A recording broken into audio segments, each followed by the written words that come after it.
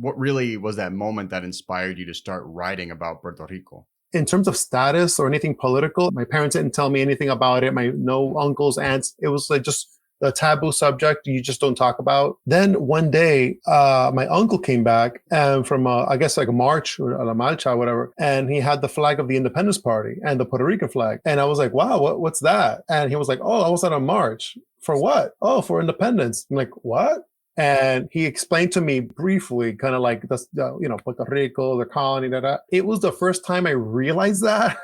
It was like, like in the Matrix when Neo wakes up from that capsule. Yep. Yeah. Like, just what like the hell? This is reality. And it was a shock to me because growing up in the US, going to American schools, independence is taught everyone wants their independence. Everyone fights against colonialism. That's basic. Every American student gets that. And I went to American school. And then I come to Puerto Rico and then I'm notified that this is what's going on and it's shocking. So that stayed with me for a few years. And then when I was in high school, I finally had the wherewithal to educate myself more on the subject. I just read a lot of books about Puerto Rico history. A lot of anti-independence people point out, oh, Puerto Rico's too small or Puerto Rico can't survive without the US economically. And that's how they shut down the independence conversation. And I know that that's not true, but I couldn't find a book. So I did it.